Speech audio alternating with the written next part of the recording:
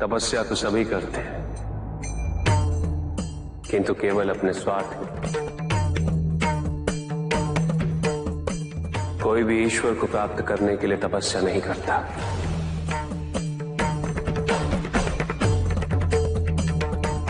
कोई भी तपस्या इसलिए नहीं करता कि उसकी भक्ति उसके आराध्य तक पहुंच जाए। मृत्यु चाहते हो ना, मुक्ति चाहते हैं, किंतु मृत्यु से मुक्ति प्राप्त नहीं होती। ना ही मृत्यु जीवन का अंत होती।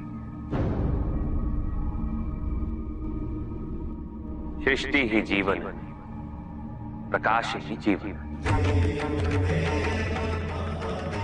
और यदि जब हम नेत्र खोले और हमें प्रकाश की अनुभूति ना हो,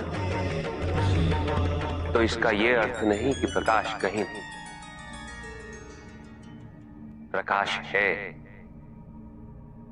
आवश्यकता है तो अपने नेत्र खोलकर अंधकार के परे दे दे।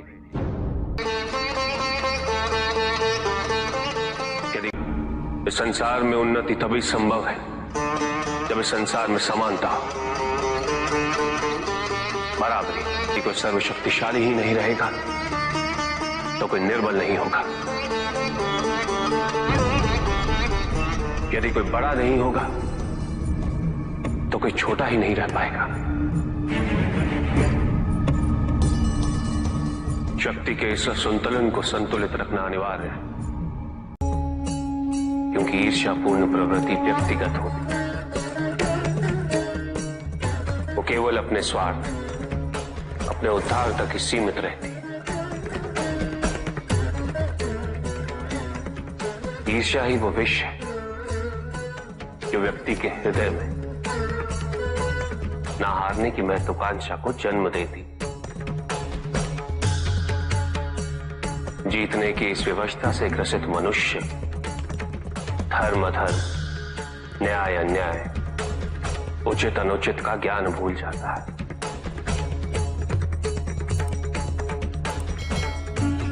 संवेदना, करुणा भूल जाता है। उसे स्मरण रहता है तो केवल जीतना, भले ही वो छल कपट के माध्यम से ही क्यों ना हो। एक असुर था, एग्रिप। एक दिन वो ब्रह्मलोक गया।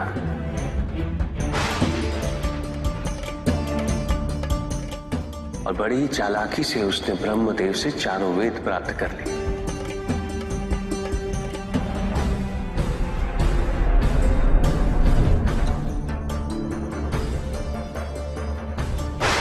और जाके समुद्र में छुप गया, क्योंकि सारा ज्ञान वेदों में निहित है। इसीलिए संसार से सारा ज्ञान चला गया। जब अज्ञानता का अंधकार फैलता है तो अधर्म बढ़ने लगता है। भगवान विष्णु सब देख रहे थे। उन्हें ज्ञान था कि शीघ्र पृथ्वी लोक पर प्रलय आने वाला है।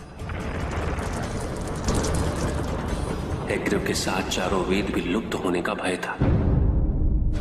ब्रह्मदेव सृजन करता है। वेदों के अभाव में पुनर्जन्म की प्रक्रिया को पुनर्स्थापित करना अत्यंत कठिन। इसीलिए एग्रिप से उन वेदों को पुनः प्राप्त करना अनिवार्य था। तो भगवान विष्णु ने क्या किया? भगवान विष्णु ने एक मत्स्य रूप धारण किया। वो एक मछली बने और नदी में उतरे। राजा सत्यव्रत स्नान कर रहे थे। एक छोटी सी मछली उनके हाथ में आ गई। इतनी छोटी मछली? भगवान विष्णु? हाँ, राजा सत्यव्रत उस मछली को जल में छोड़ने जा ही रहे थे कि उस मछली ने बड़ी मछलियों का भय जताते हुए उनसे विनती की। उनसे कहा कि वो उसे अपने साथ ले चले। राजा सत्यव्रत अत्यंत दयालु थे। मछली को अपने कमंडल में शरण दे दी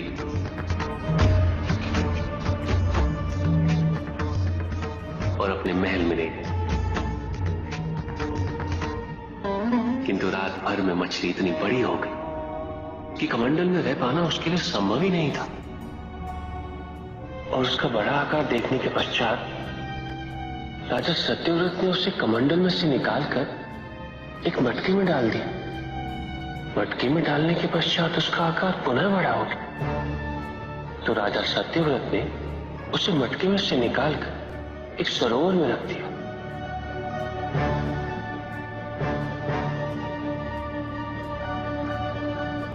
किंतु उस एक ही रात में सरोवर में रखने के पश्चात भी उसका आकार इतना बड़ा हो गया कि उसे नदी में रखना पड़ा। किंतु नदी में रखने के पश्चात भी उसका आकार पुनः बड़ा हो और इतना बड़ा हो गया कि यदि उसे महासागर में नहीं रखा जाता तो उसकी मृत्यु निश्चित थी। राजा सत्यव्रत उसे महासागर की ओर ले गए।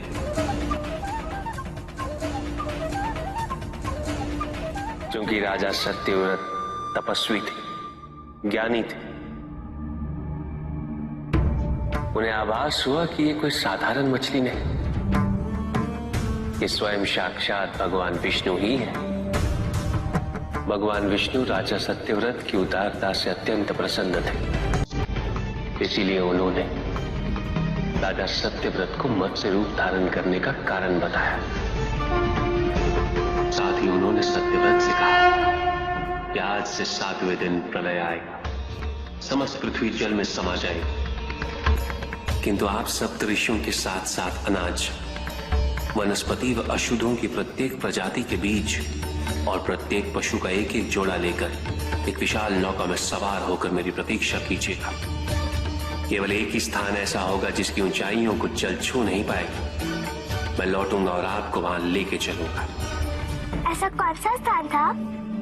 हिमालय पर, अर्थात तुम्हारी माता के पिता हिमावत। फिर क्या हुआ? ऐसा कह के भगवान विष्णु समुद्र में चले गए और अपने मत्स्य रूप में उन्होंने हिग्रीव को ढूंढ निकाला। उस दुष्ट का वध करके वेदों को पुनः प्राप्त कर लिया। तो क्या प्रलय आया? हाँ, ठीक 7वें दिन। किंतु भगवान विष्णु के आदेश अनुसार राजा सत्यव्रत एक विशाल नौका में उनकी प्रतीक्षा कर रहे थे। तभी विष्णु जी एक सींग वाली विशाल स्वर्ण मत्स्य रूप में प्रकट हुए। नौका को मत्स्य से बांधते हेतु सर्पराज वासुकी का प्रयोग किया गया और विष्णु जी ने अपने वचन अनुसार उन सबको हिमालय तक सुरक्षित पहुंचाया, ताकि प्रलय के पश्चात वेदों के आधार पर संसार पुनः बसाया जा सके।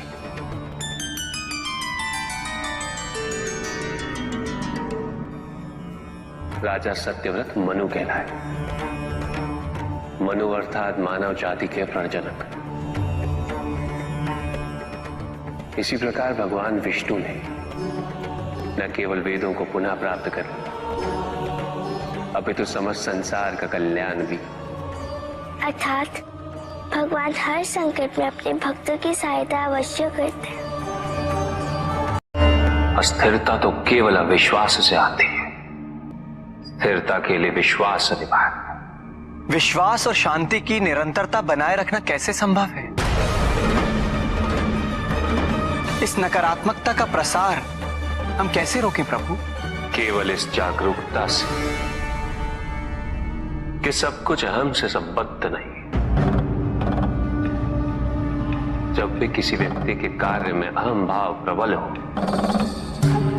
तो अहंकार व्यक्ति जैसा भी हो उसे अस्तित्व केवल वैसा ही प्राप्त होता है। व्यक्ति यदि अपने कर्मों के लिए अपने को उत्तरदायी समझे तो वो स्वतंत्र था। जब तक व्यक्ति किसी और को उत्तरदायी समझेगा तब तक वो निर्भर रहेगा। पाएगा। व्यक्ति यदि ये सोचे कि उसके दुख का कारण कोई और है, तो वो सुखी कैसे रह पाएगा? यह असंभव है, क्योंकि दूसरों को परिवर्तित करना उसके वश में नहीं। वो तो केवल अपने आप को परिवर्तित कर सकता है। यही एक स्वतंत्रता है उसके पास। जो पीड़ा है, जो कष्ट है, वो व्यक्ति के अपने फल है, अपने निर्णय के फल। और जिस दिन वो अपने निर्णय परिवर्तित कर ले, उसी दिन उसके जीवन में परिवर्तन भी आ जाएगा। जिन्होंने जीवन के प्रति घृणा सिखाई,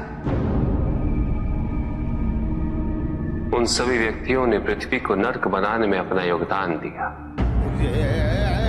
इसलिए अधिकांश व्यक्ति अपने दोष, अपनी त्रुटियां और अपनी व्यर्थता को जीवन पर आरोपित कर मुक्त हो जाते। उन्हें लगता है कि जीवन ऐसा ही होता है और उसके समक्ष वो विवश। वो ये नहीं समझते कि वो जिन प्रवृत्तियों को लिए, वो प्रवृत्तियां दुख को जन्म देने वाली वृत्तियां हैं। वो अपनी अज्ञानता के गहराई से अनभिज्ञ है और वो अपने अहंकार में ये स्वीकार नहीं कर पाते कि वो तो कुछ जानते ही नहीं। अहंकार सर्वज्ञता का भ्रम उत्पन्न करता है। न जानने की स्वीकृति बहुत बड़ी विनम्रता है और वही पवित्रता भी है। हमें संसार में संतुलन को बनाए रखने के लिए पवित्रता के आधिक्य की आवश्यकता है। किंतु प्रभु, इस पवित्रता में कौन से लक्षण अनिवार्य हैं? अनेकों लक्षण हैं, किंतु इन परिस्थितियों में जो सबसे अधिक महत्वपूर्ण है, वो है सतित्व। सकारात्मक ऊर्जा का सबसे पावन स्वरूप सतित्व। इस सतित्व पर मात्र विश्वास ही पर्याप्त है व्यक्ति को सुरक्षित रखने के लिए।